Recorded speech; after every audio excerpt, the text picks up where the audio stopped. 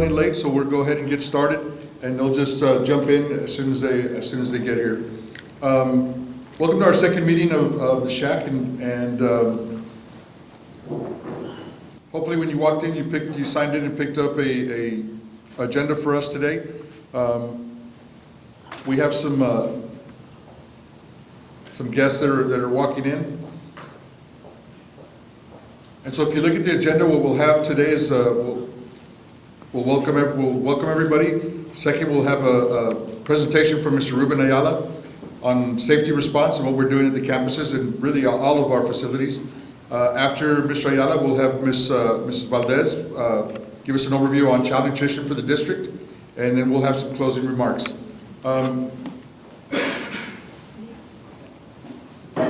Just as a reminder for everyone on why you're here, what the SHAC is about. I know we have Dr. Christian Cabello from CC Tooth Factory, is part of our committee. She was unable to make it last time, but she is here today. And then we have Ms. Priscilla Salinas just walking in from Laredo Medical Center.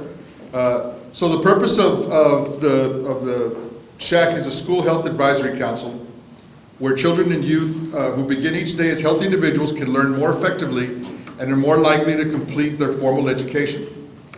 The responsibility for the physical, emotional, social, mental, and intellectual health of our youth belongs to the families and the entire community. Effective coordinated school health programs can contribute to helping young people avoid health risks by increasing their skills to make responsible choices about behaviors that can affect their health. The United Independent School District has established an advisory council to advise our school board. It will assist the district in ensuring that local community values are reflected in the district's health education plan. The advisory council will advise and support the school's efforts to assess their needs. It will also design programs to help children develop knowledge, skills, and attitudes they need to become healthy, productive citizens. The SHAC is appointed by the school district to serve at the district level and to provide guidance to the district on coordinated school health programming and its impact on student health and learning. Now, this is our second meeting. This committee, this is the first year that we've taken oversight of this committee, and so we're doing a couple of things kind of to catch up. And so what we'll have is we kind of redid our webpage. And when you go to our UISD.net webpage, you can find it, and we'll build it as we go. But we'll take a look at the under the parents section. If you go down, you'll find the School Health Advisory Council.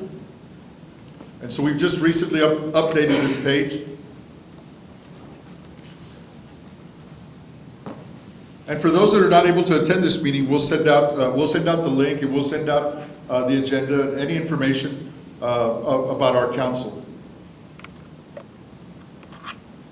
So we try to keep it real short, sweet, and simple. So what is the SHAC? A School Health Advisory Council is a group appointed by the school district to serve at the district level. Members of the SHAC come from different areas of the community and come from within the school district. The majority of the members must be parents who are not employed by the district. And so we've attached our link information about our council, and it gives you a ton more information on what our SHAC can do, on what our SHAC is supposed to do. The new website also focuses on what the SHAC's mission and focus is on. It's the whole school, the whole community, the whole child model. The education, public health, and school health sectors have each called for greater alignment, integration, and collaboration between education and health to improve each child's cognitive, physical, social, and emotional development. Public health and education serve the same children, often in the same settings. The whole school, whole community, whole child focuses on the child to align the common goals of both sectors. And so these are the top 10 topics or issues that we can focus on, which is the physical education, physical activity of children, nutritional environment and services, health education, social and emotional climate, the physical environment, health services, counseling, psychological and social services, employee wellness, community involvement, and family engagement. We'll also update it we'll have a Google form here that we'll attach. We'll probably go up next week, and we'll put this out there for anybody that wants to apply to be a member of the SHAC. They can fill out that Google form and it'll get to us. Right now, we've invited. There were several members appointed by the superintendent, and then we asked each campus. We asked each campus to give us the name of their of a parent representative that could be on the committee.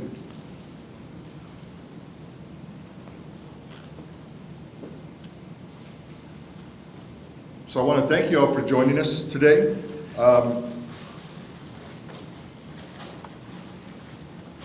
Our first presentation will be from Mr. Ruben Ayala, who's our UISD Safety Crisis Manager, and he'll give us a brief oversight on what we're doing at the campuses and what safety measures we're taking at the campuses. So I'd like to introduce at this time Mr. Ruben Ayala.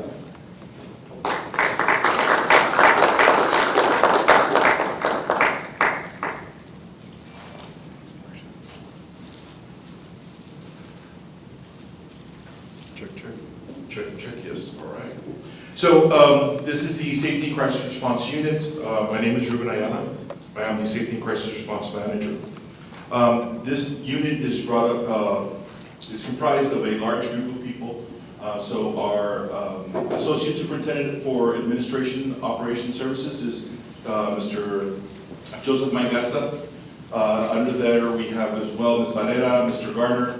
Ms. Barrera is currently acting as the interim principal at United South High School.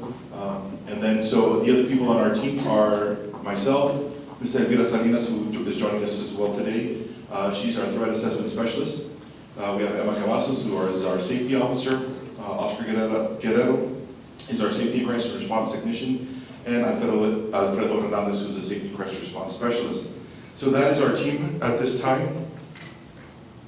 And so our basic responsibilities is the district's multi-hazard emergency operation plan, which we have to review regularly, as well as change every year and submit to the state. School behavior threat assessment program, which Ms. Elvira Salinas oversees. Standard response protocols, standard unification method, and the UISD Safety and Security Committee, which we also oversee. New this year is the district's multi-hazard emergency operation plan state oversight.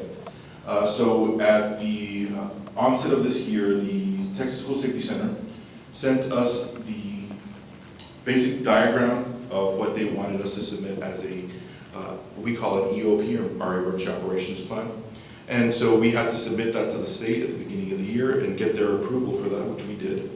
The intruder detection audits, so what the state is doing is they are sending people to various campuses, and they have an audit where they go through and they try to act as an intruder, of course in a non-threatening, non-aggressive way. They just try to make entry into the campus. And they check our exterior doors and check our procedures. And so the state is doing that, and if there are any findings, we have to present those findings to our committee with our corrective actions, and then it gets submitted to the state as well, to the Texas School Safety Center. We did have our unification exercise. This is not a required exercise, but it's something that we decided as a district that we needed to do. Mr. Gonzalez asked us to do that, so on January 6th, we did have a unification exercise, which took place. The incident was supposed to be at Alexander Ninth Grade campus, and our buses took our students to the Sames Arena Center, and that's where reunification occurred. Today, what I want to kind of talk to you about is our SRPs, which is our standard response protocols. I think it's important for our students, staff, community, anybody that steps foot onto our campuses to be aware of what it is that we're doing, especially for our parents. You know, if you're talking to your son or daughter and they say, we had this drill today, or we had this exercise, or this happened today, to have an idea of what may have happened and what could be around it. As well as if you receive a message from our parent square, you have an idea of what it is. So for example, the first one is a hold. Hold is in your room or area, and we clear the hallways. In a hold, generally speaking, and of course these are protocols, these are general tactics that we use in events. So they can be used in several situations, but that situation will tell us to put a certain protocol into place. For example, in a hold, if there's a fight in the hallway, if we have a disgruntled adult or an issue in the hallway that we don't want our students to step into, it could even be where we have it happen at campuses, a dog will come into the campus and get into the hallways. And so we don't want our students, possibly the bell will be coming out soon, and so we don't want our students to step out into the hallways. So we lock our doors, we have our students in our classrooms, but it's business as usual. They continue with their lesson and everything goes on as normal. We have a secure, and so in a secure, the difference here is that the threat or the problem or the issue is outside of our campus. So something happening in the community, not on our campus, but outside of the community, so we're gonna go ahead and secure it, be at a heightened level of security, but our students are not going to be locked down into the classroom. So they're able to move around the building, there's still business as usual, we're just securing our exteriors, and our security is heightened. Lockdown, now this is the one that you're probably most commonly spoken about, or it comes out in the news probably more often. A lockdown is a little bit more of a higher level of security. So we lock our doors, turn off our lights, we try to get out of view of the windows, and it's silence. And so at this point there's some sort of incident happening on the campus, and we want all our students and staff to be secured. And again, like I always tell our staff, because our staff oftentimes, especially our administrators, during the lockdown, they're always trained to protect our students. So their first steps always want to be out in the hallways. But in these incidents, they are also to be locked down. At this point, during the lockdown, the agency that would take over would be RUISD-PD, right? Now they're in charge of the situation, in charge of the incidents. And so all of our staff and students would be locked down in a case like this. Evacuate, of course, we all know, there's an incident that we need to evacuate the building, whatever it may be. Generally a fire is the reason why we evacuate. And of course a shelter. So shelter means there's some kind of, it could be several things, but the one that comes to the top of my mind is you have a weather incident. So you have a weather incident, we want to have students removed from possibly the classroom that has windows in it. So we don't want that shattered glass inside, so we'll have them come out into the hallway, take cover. But in reality, generally speaking, the district is very good about tracking weather. Region 1 also assists us with that in tracking weather. So any weather issues that come up, generally speaking, we will have most likely closed schools already, and we would be sheltering in our own homes. So the last thing that I wanted to go over in kind of one of the hot topics, and one of the things that's very important to our program is the see something, say something, and how to report a threat. It's an ongoing topic that does not seem to want to slow down. So we have different manners, and so the easiest way for you to report a threat, if you're at home, is to go to our website. There's a button at the top that says keep your ISD safe, and then this will come out. You can report bullying to the discipline management department and to the counseling. We also get those reports as well as to report a threat. And so in those threats, it could be anything, whether it's a physical threat, a threat of a weapon, a threat of a student doing something much worse to a campus. Those things can be reported, it goes directly to our website. Now, if it's something of imminent danger, there's always 911, that's the first place you want to call, or you can also call our district police department. So we have our dispatch that is available, and they can be, have our officers, or we have officers working in our district 24 hours a day. And as a added note, so we take care of more of the protocols, but we work very closely with our law enforcement. We don't oversee them, but we do work closely with them. And just to kind of put our minds not at ease, but just to understand our commitment to our student safety, we have a police force of approximately 79 to 80 law enforcement officers. We are the second, I believe this was also the second largest UISD police force in the entire state of Texas.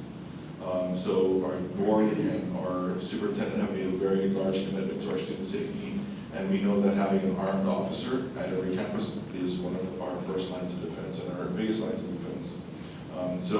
And of course we collaborate with other agencies outside, whether it be FBI, Border Patrol, USD, LPD, Sheriff's Department. All of that collaboration does happen in the law enforcement side.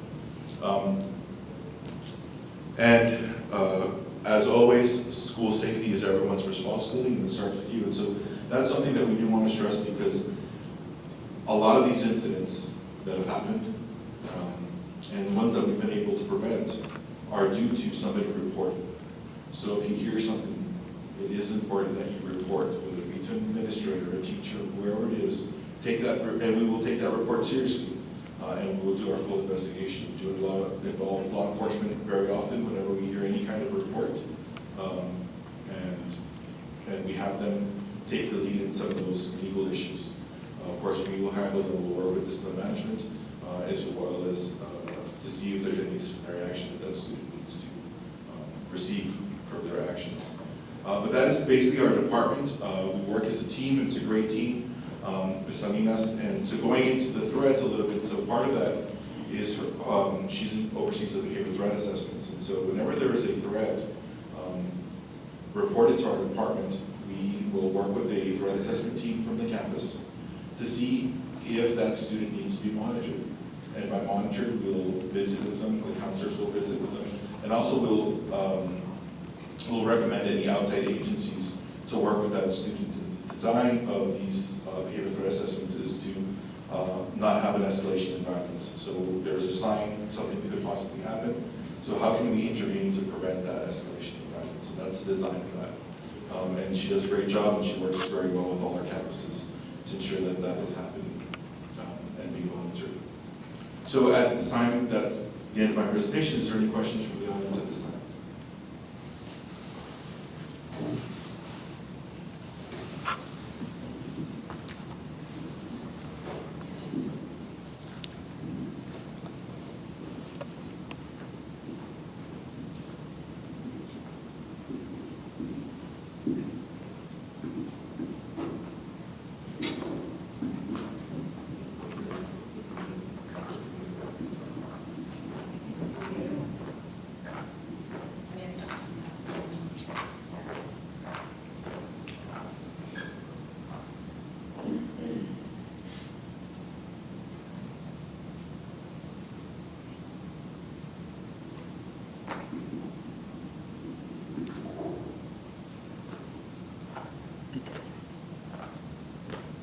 Okay.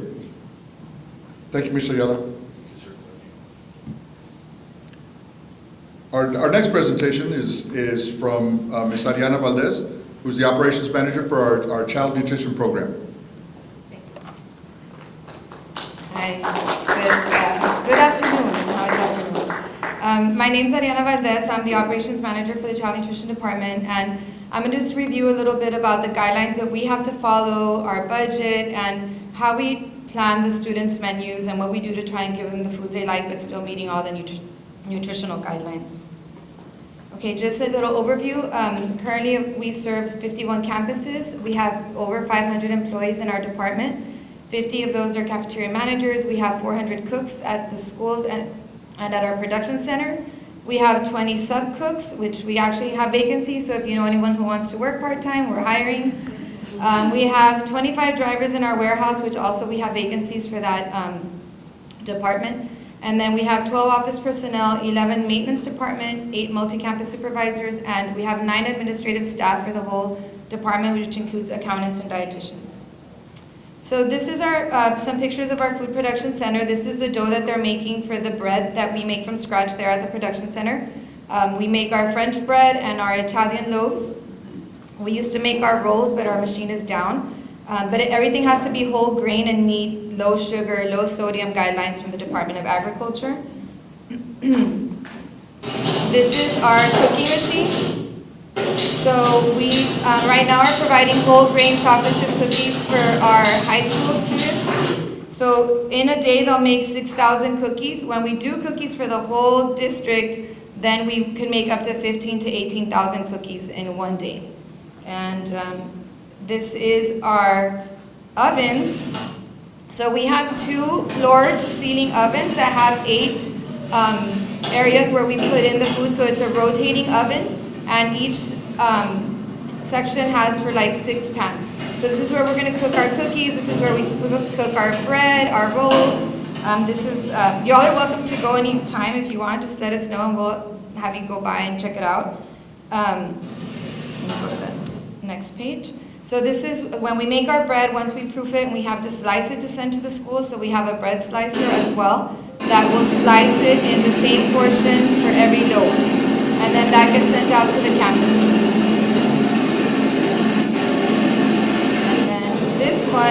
This is our ingredient section. So you know, if you go to, let's say, McDonald's or Wendy's, anywhere in the city, it's going to taste the same.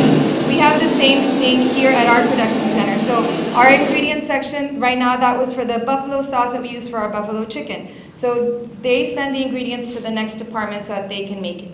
The same thing for the bread. They'll portion out the salt, the flour, the yeast, and that gets sent to the department where they're going to make the bread. So that way, it doesn't matter what school you go to, it's going to taste the same. And since our staff does not have any butter or oil or salt or seasonings at the school, they can't add or alter the ingredients because we have to analyze everything we do to make sure we're compliant with the Texas Department of Agriculture guidelines. This is the bell pepper they're slicing with a machine to send to, this is for our Frito pie meats. So we have a Frito pie that we make and we add vegetables so the kids don't see it, you know. Like you all do at home, we do the same thing. And then we also have a huge kettle, which is taller than I am, and we can fit up to 700 pounds of meat in there to cook. That's like when we're cooking the meat for the taco meat, for the Frito pie meat.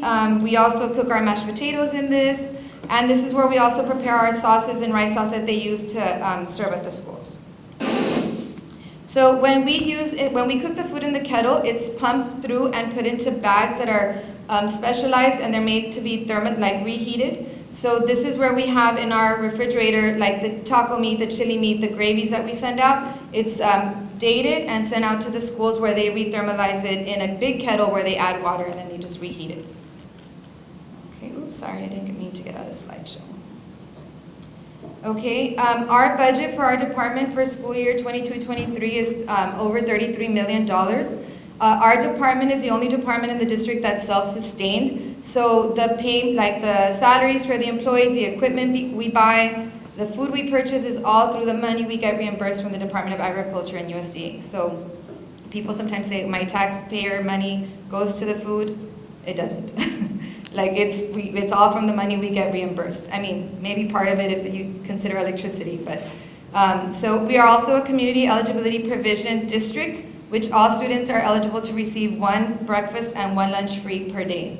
And last school year, we served over 4.7 million lunches. We served over 3.2 million breakfasts and close to 500,000 snacks, which is the after-school program that we have.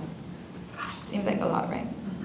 Okay. So we participate in different programs. One of them is the National School Lunch Program, which was created to help children get proper meals and nutrition in the schools. It should be low cost or free to students. At UISD, it's free. We must, of course, meet federal nutrition guidelines in order to get that reimbursement from the government. And we always have to go through an administrative reference manual for the lunches and reviews. So actually this year we did get reviewed. And under the National School Lunch Program, we have to provide 5 different food groups, which is your fruit, your vegetables, and under the vegetables we have 5 subgroups, so we have to make sure you have the orange vegetable, the purple vegetable, the red vegetable, the green vegetable per week. And then we have to offer, of course, grains, and every grain that we offer, whether it's the breading on the nugget, or whether it's the crust of the pizza, or the pasta that we serve, has to be whole grain. Of course, we also have to offer meat and milk, and the components must meet daily and weekly requirements. And then aside from meeting those components, we have to meet certain guidelines for the salt, the fat, the sugar, and right now the USDA wants the salt to be decreased even more. So right now, it's a proposal that by next school year, we have to bring it down by another 100 milligrams. So it's gonna get a little less salty, even though right now, we're already kind of low sodium, but we have to follow the guidelines that they put for us. And then we also participate in the school breakfast program, and more than 1.5 million qualifying Texas children participate in this program. Again, if you have more than 50% of your kids free at the school, we have to provide the free breakfast. Currently, all our elementary schools and middle schools participate in breakfast in the classroom, and our high schools and ninth grade campuses do not have breakfast in the classroom, but they're still eligible for that free breakfast if they go to the cafeteria.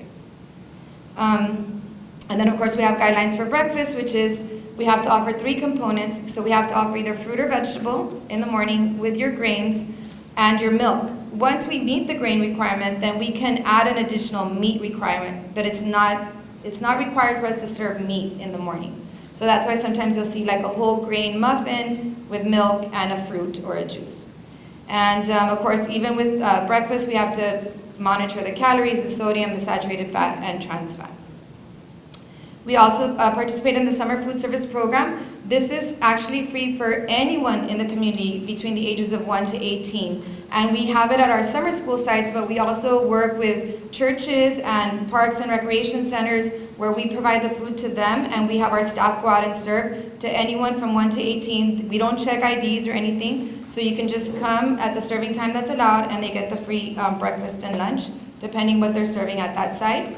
And then, of course, again, we have guidelines for the summer food service program. In order for it to be reimbursable, we have to offer milk for breakfast, a vegetable or a fruit, and then the grain. And then for lunch, we have to offer, of course, the same 3 items plus a protein. And then we also have the fresh fruit and vegetable program, but this is eligible for all students in elementary, but the state picks what schools that can participate in the fresh fruit and vegetable program. And the purpose of the program is to provide students, usually it's in low economic areas, a variety of fresh fruits and vegetables that they may not be exposed to. So you're gonna see different fruits and vegetables that they might not even know. Like one time we served a blood orange, and then the parent was calling and saying, this orange is bad, why did you serve my child? And we had to explain, no, that's a blood orange, and this is, it's different, and we explained. And then also the same thing one time, they're like, the carrots taste different, and I'm like, no, those are sweet potato wedges, but you can eat them raw as well. And like, so we provide little informational for the students to take home to share with their families so that they know what they're getting. But the state will pick which schools can participate. And so I kind of covered that. And then, so for the after-school program as well, we do the after-school snacks, which is we only have to provide 2 components, which is either a fruit, vegetable, or grain, or meat or milk. So we always try and vary it a little bit, so you can have like a cereal with milk, or you can have a fruit and yogurt, so we'll have different items offered. We're trying to see if we can switch it to a supper program, actually, so we can add a little bit more of the components, so the kids who are there till 6 will have a little bit more to eat. So we're working on that, hopefully for next school year. And aside from those programs, we also have to accommodate any children with special dietary needs. So if you have a student with a disability who is a type 1 diabetic, or maybe cannot process protein, etc., and the doctor puts that they have a disability, then we can work with the parents and the doctors to provide a specialized diet. We have 3 dietitians right now that work on those special diets, and currently we have about 200 special diets that we're servicing in the district. And so those, sometimes we have to get very specialized food at HEB for them. And just so you know, we have an app, and I will let you all watch this video. We have an app where you can comment and rate the food and see the calories. Hello UISD family, keep watching to find out how to download our menu app, see nutrient facts, and rate and comment on our food. To download the web menu app, go to either the App Store or Google Play. Use the search bar to type in web menu and download the free app. Agree to the terms and conditions of the app before searching for your school by name or district. Use the menu bar to find and choose the breakfast or lunch menu. The page will automatically open to today's menu. A weekly calendar is displayed at the bottom of the page. You can click on a specific day of that week to view the menu, or use the left and right arrows to choose another date. Each menu item is displayed with an individual calorie count. To see more nutrient information for an item, click on the item. This will take you to a nutrient label, including allergy information. Scroll down to rate the menu item. After rating from 0 to 5 stars, you have the option to leave your name and a comment. Thanks for watching. We hope you enjoy our app, and don't forget to rate and comment on our menu.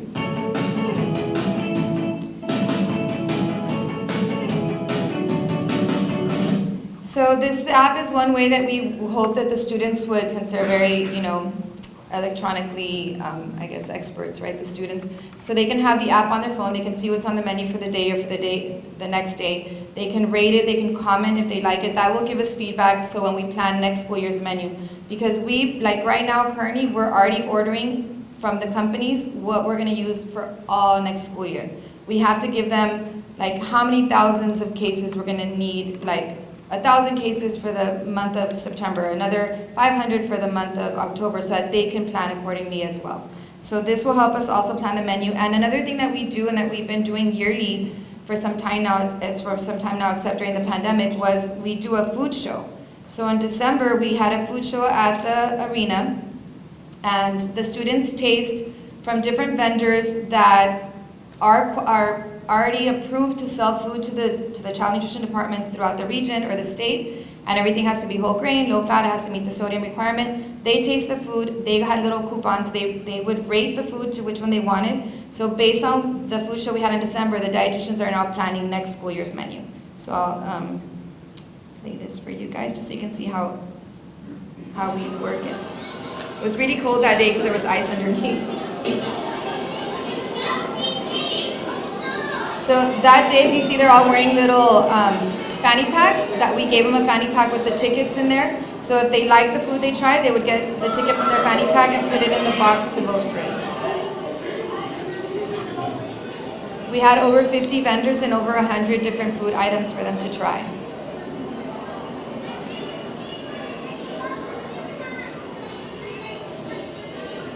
Of course, they gravitate towards pizza and nuggets, but but they did actually choose the barbacoa. They really wanted barbacoa for this next school year, which we're hoping to menu. It was really good. You'll see a little bit of that in the video. But they had Asian food. We had all different items. Which right now we also do Asian food here with our district that we prepare. We had elementary students go. We had middle school students go. And the kids in green are from LBJ and United High School Culinary Program. They actually assisted the vendors in portioning the food for the kids and offering it to them.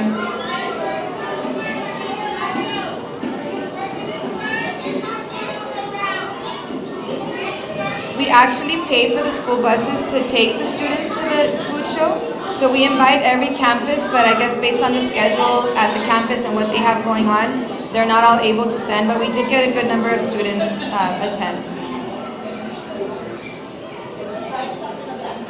I can fast forward a little, but you'll just see some of like there's pork carnitas, and there was barbacoa, there was some breakfast items. But that's how we plan the menu for, like this is the one. Okay, and we have barbacoa.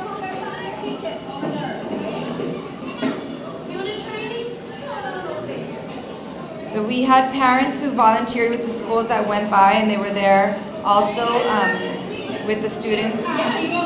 She came back for seconds. So yeah, and some kids were doing that. Like if they liked it, you would see them try their foods and then go back to the booth that they liked the most. And some of them we saw putting extra tickets when they were only supposed to put one ticket per box, but they would kind of sneak in extra tickets because they really wanted that to be picked. But it was a really good food show. We had great vendors, great food. Beef and cheese nachos, Alfredo with pasta, and a breakfast scramble. And that's the box. So that is just an overview of our department. If y'all have any questions, en inglés o en español, whatever you all. I'm just curious. Yes. What did the kids like? Okay, so there was like 10 items. The barbacoa was one for sure. The pizza, there was one that they called a selfie pizza, so it was like an individual, like a personal pizza, I can't say personal, like a personal pizza. And then they also there was an ice cream that they had, and of course they all were like trying to put extra tickets in that Moki ice cream. They also we had one vendor bring vegetarian chicken nuggets, and they loved them. They thought they were really good, so that was one of the top 10 items. So you see them choosing a lot of different items. But yeah. So what's the possibility that these items will be purchased through UIZ, or are there other limitations before you can actually select them? Okay, so the top 10 items they picked, we're going to try and put on the menu. A lot of times the companies will come out and they show, and they're saying that they can provide for all the schools, but we're a very large district, and as you saw, the millions of meals we serve. So sometimes they'll commit, we had a company, I don't know if your kids told you about the street tacos, they were like little tacos with the pork carnitas, and we gave them cilantro and onion to put on them. Super popular. And the kids loved them, but the company said we can't service Texas anymore. So then now we're trying to scramble to find other pork carnitas so we can keep giving them that item that was a hit, across the board, elementary, middle, and high. So we do have to work a lot with the vendors. They'll commit, and that's why right now we have to plan for the whole school year, because they need to know exactly how many pounds of meat, of everything they're gonna need for our district. But then there's times that they're like, we're not gonna be able to service you all anymore. Next month will be the last month. So then the dietitians have to scramble, replan, because we do a cycle menu, and then scramble and trying to find another company and see if the kids like it the same, and yeah. But for the most part, if they liked it, we'll put it on the menu. As long as it meets our nutritional, with the menu analysis for the week, yes. I thought y'all were gonna have no questions for Ruben. I was ready to sit down. Okay. Yes, yes, go ahead. My question was, because you said it was an all day, it was a couple of hours that you all were doing this. The food show? Yes, the Mhm. food show. Did you notice that there was a population of some kids who liked certain things from other populations of kids, It was hard to tell because since all they were putting in was a coupon, we didn't know was it the element, what they did was this. So first the elementary came in the morning. They came from, let's say, 8 to 10, 10:30. So when they came in, the dietitians go and grab all the boxes, get the coupons, whatever, and then middle school comes in. So they do try and plan it, and usually if it's something that's spicier, but believe it or not, the elementary kids like that spicy food too. But, so that's how they try and figure it out. But doing a food show is kind of hard because unless you make them walk through each booth, right here they're kind of bouncing around and then they gravitate to what they like the most. But we've done it before where we have them go to each booth and halfway through they're full. Because it's over 100 items. I mean, and even though it's one bite, you're talking 100 items of, so this time we're instead of making them go through and then the vendors at the end, the kids don't taste as much, let's let them kind of go to where they, and that's the vendor's responsibility to try and draw them in. But it's kind of hard to tell exactly which population liked, but just based on the little coupons that they were putting in, that's how we rank them, from the top to the least. Yeah, and there's some items that the adults will be like, oh, that's super good, like the teacher or the parent volunteer, but the kids are not liking it, So, and then a lot of times parents are like, it's because we know better, and I'm like, no, and I understand. I'm a parent, I'm a dietitian, but I can try and get my kid to eat something that they don't like, and then if they didn't eat it, then they're going to be hungry all day, and then they're not paying attention in school, or they're getting a headache, or they're getting a stomach ache. So, we try and give them the foods they like, but still meeting all the nutritional guidelines. I mean, of course, we try and change it up a little bit, like putting the vegetables in, you're not going to air this, right? Like putting the vegetables in the Frito pie meat, or doing things like that where they might not catch it, but we're just still trying to get some more nutrition in for them. Yeah. Yes. It's going to sound like a joke, but it's not. Okay. Do you invite parents to these shows, or possibly members of the SHAC committee? Yeah, you're welcome to join us next year in December. We can do, yeah, definitely. Usually there's parent volunteers with the students that go, and they taste all the food. We don't let them vote because we want the kids' opinion. I don't think we didn't give them, no, it was just. I'm asking because I'm Yeah. getting daily calls about. Yeah, we do. We get calls all the time, and even they had me come on the news the other day and they said oh, they're saying the food is not good, and I'm like, I think a lot of times it's what the kids are telling the parents, but I think if the parents go and see what we're actually offering and how we're serving it, are our vegetables kind of bland? Yes, because they have no salt, no butter, no, so That might need a little tweaking, like maybe adding some seasoning to it. But we do get the calls, and we would like the parents to, I mean, we've had parents stop at our production center and say, I want to see what you all do here, I want you to explain. And I mean, if we're there and we're available, we're eager to get those calls. I love taking those calls, okay, parents? I love taking those calls. I love talking to them about like what we can do, how we can work better. But yeah, if you want to take the SHAC, we do it in December. So next December, for next school year, yeah, you can take the SHAC and we can have the meeting there and at the arena or wherever. But the parents do go with the students. Mhm. Yeah. And you all can taste as much as you want. So, anyone else? No? When are you going to be relocating? I don't know if officially, like, that's with the Department of the Tech Dot, like, they're moving us from where we're at right now. So I know we bought land already, the district bought land, but until the state approves those plans, then technically we can't say we're moving yet, because I don't know if they've actually approved the architectural plans of the new building. But it's in the works, and hopefully in the next year, 2 years maybe, but we have to work, have this one open while we make sure everything runs over there. And where's the new facility, Ariana? The land that UISD bought is on Clark, right behind Walmart, like across from Target, like literally the back of Walmart. That's where we'll be. A little more centralized, maybe. Yeah, and it's easy access, because right now we have to like loop around to Saunders or, yeah. So it'll be a little bit faster to get in and off the loop, yes. How old is the current facility? Oh, well, I've been there 22 years, and I want to say it opened maybe 5 years before, like 27 years old, 26, 27 years old, the facility we have right now. And it's like, Ruben, you know how they mentioned about our security with UISD, our facility is also like one of the most state-of-the-art, and even though it's been 27 years, like that equipment it's not found in a lot of districts, because we have a cook chill system. But also, if you want to have the SHAC kind of go through for like in the morning one day, it would have to be a morning so you can actually see the way it works. We'd be happy to welcome you all there. And the reason why we're moving is because the state condemned, or Um, not condemned, but they, what is it, when they take over the land? Yeah, they, eminent domain, they're trying to expand the loop. Mhm. So, They're going to try and do overpasses over, so we didn't have a choice about moving on. no, Only because some taxpayers may think that yeah. we are not being frugal and we have a good facility, but we have no choice. And that's why I'm saying, like, I think we're not supposed to be saying anything about it yet, because it hasn't been approved through, because initially they wanted to just say, they thought it was a warehouse, like any other warehouses, so they're like, oh, you know, we're just gonna give you guys this much money. We're like, no, the freezer costs more than that. Like, so it's been years, since 2016, they've been looking at our building, like trying to see, like, because it is a very specialized facility, and so it's not that easy to just pick up and move. Okay, yes, Back to the food tasting. yes. Is this food tasting also for the food modifications for those kids who have allergies?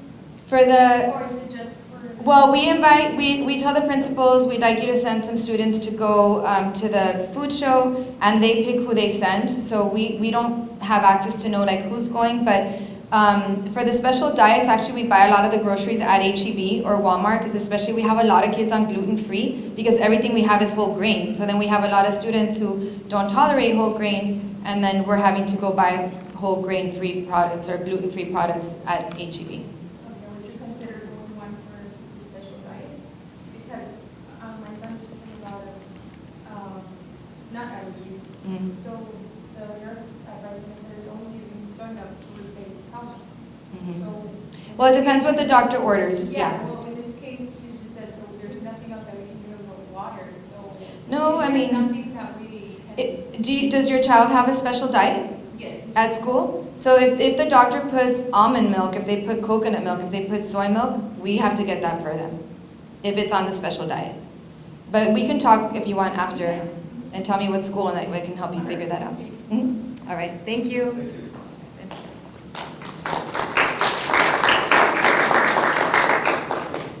I would like to bring Mr. Ayala back up just real quick to wrap up the meeting. And so he can talk about the two big topics. The biggest one lately is safety. And at our last meeting, at our last SHAC meeting, several parents had expressed to us that they wanted an overview on safety, and they wanted an overview on that one's always a very popular topic. But I'd like Mr. Ayala to cover a situation where something may have happened this year, just so parents are aware of how his office works and how we work to keep our students safe. Yes.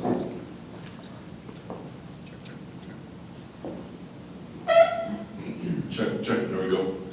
So there have been numerous incidents or situations, scenarios this year.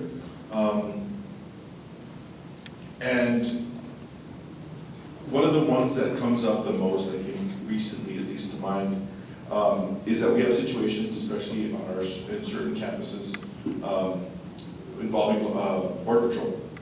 So we'll have an instance, and so this is going to our secures. We've had some secures, notices have gone out to parents for secures. These are incidents happening outside of our campus, right? Where the police may be, or Border Patrol may be, looking for a group of people. And so what they do is it's a collaboration that they'll inform our police department. So our police department will send extra units over there and make sure all of our campus is secured so that the Border Patrol can do their job, whether they get Sheriff's Department involved as well or they assist as well. But those incidents, and so that make sure that happens and is taken care of outside of our campuses. That's one. And the others are, so any reports we get, so we'll always get reports, and so whether it's somebody writing something on a note, somebody saying something or posting something, so we get a lot of posts. We do want to stress to the community that it's important to check your child's social media. Students will have access to possibly weapons, whether they be real or not, and then they decide that they want to post those pictures, and then sometimes remarks are made. And so luckily, we have a great community that does share with us. So whether it's they're informing the law enforcement, they'll inform a counselor, whatever it may be, they share that information. And so we've been able to often mitigate the situation before it even would be the next day. And so one thing that we do have is where our law enforcement, our officers will actually go to the home, and they'll search the home with the parents' permission, of course, to make sure that they don't have something that could cause harm or what exactly it is. So they have that conversation and let the parents know as well what the consequences would be for these students just posting information, just putting that out there, just either a thread or a comment, just the legal ramifications as well, aside from the disciplinary actions that can be taken. So those things have happened, and so I think we work really well with our police force, so I'll get text messages constantly from our law enforcement, this is happening here, this is happening there. We call campuses, call principals, making sure the message is sent out on Parent Square, which is something we are working on, and we are trying to create some uniformity so that all parents, no matter what campus it is, if there's an incident of a certain type, you would get a very similar message to understand what we're doing. Not only that, we are also going to try to send out something before drills so that you know that that's happening. So with the pandemic, post-pandemic anxiety and everything else, all the other mental health issues going on, we do know that even though it's a drill, sometimes when we do these at school, and they're very important to have, we don't want students to have that extra anxiety. So whenever we do a drill, we will announce that it is a drill. But we also want the parents to know ahead of time, so in case you get a text message or a call or something from your student, that you know already in advance that we're having a drill at that campus at that time. And so it's that communication and that constant communication with our community, because it doesn't have to be a UISD student, right? Whether it's a student from LISD, for any of our other sister schools, any campus, any student, or any issue in our community, we should be able to report to somebody so that the proper authorities can take action before something can happen. And I think that's what's been our best weapon against something happening in our districts is having a community that's willing to talk, and students as well. A lot of times it is our own students that are reporting these things because it's their safety. And so I always stress to parents, make sure that you have that conversation with your son or daughter, that if you hear something, whatever it is, report it. We'll look into it. Well, if it's something serious, we'll take action, and then we'll follow through to make sure what it is that was said and how it was said and what the meaning behind it was. So those are some examples. I don't want to get into specific details on certain actual cases, but in generally speaking, that's kind of the situation, how it runs. The notifications will come straight to our office, contact law enforcement. If it's something that's happening off campus, we will contact outside agencies as well. Different law enforcement agencies have been used. And even I made phone calls to the FBI and just said, you know what's the situation? Can you assist us in any way? And so they're more than willing and always, a cell phone call away. We're working hard. It is a task that we don't take lightly, and I say we because it's a team, and so it's a team effort, not only in our department or our group, but in the whole district. So that's from our administration, our teachers, our staff, all of us working together, whether it's on your campus and you see something, whether you're the custodian, you're the secretary, anybody that sees something, it's all of our responsibilities to act and to report. Thank you.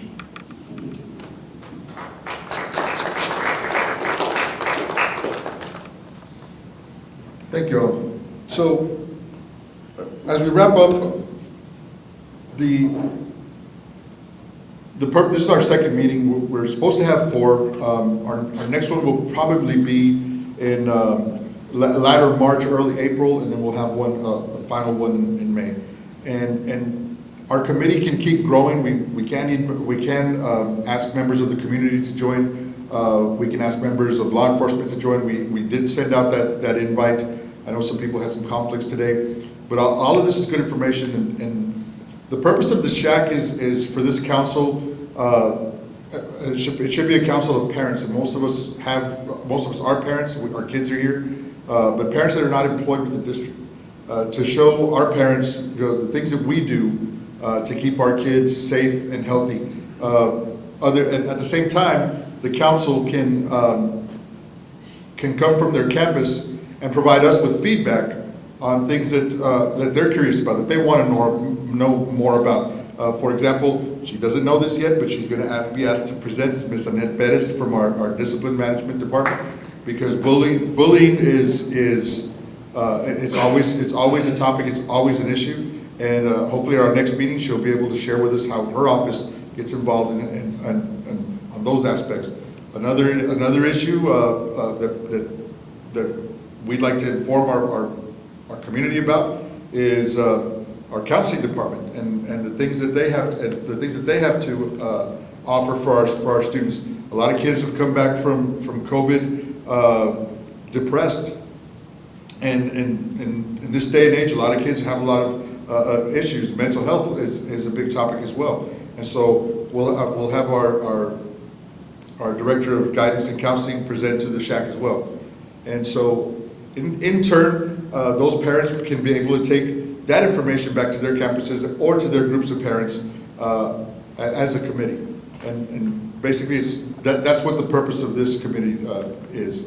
With that, I'd like to close and thank everyone for being here. I know we'd like to keep our meetings during lunchtime, maybe an hour-ish, and get everybody back to where they need to go. Greatly appreciate your attendance at this time. We'd like to do a little drawing. Do you want me to take it up there? Yeah, you can do it right there. Okay, good. All right, so hopefully everybody got a ticket. Everybody has a white ticket. Okay, I'm gonna take mine, because I want to win. There we go.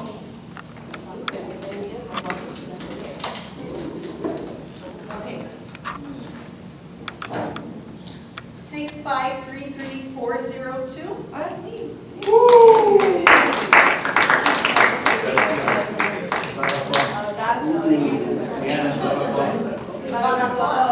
It's barbacoa.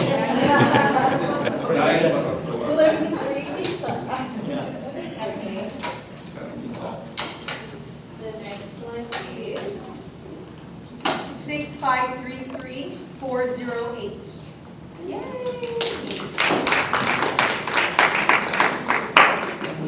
There's also one on YouTube.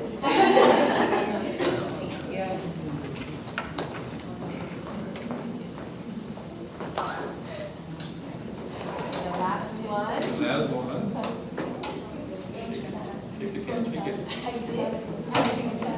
Okay, the last one is 6533405.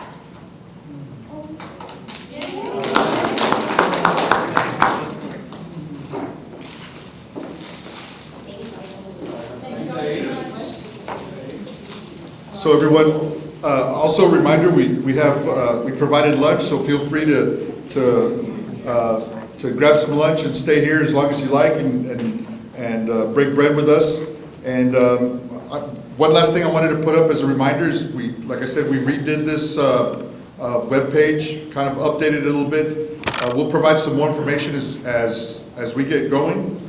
But here are the 10 topics that we can draw from and discuss things as a committee.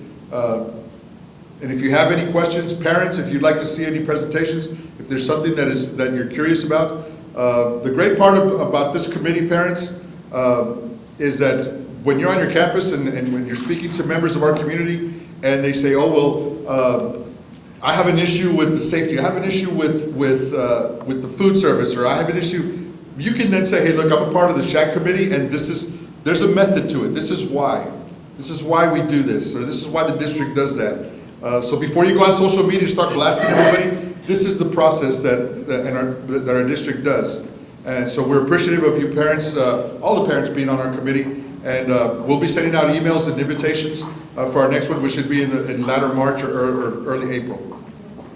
Thank you all very much for attending. Appreciate it.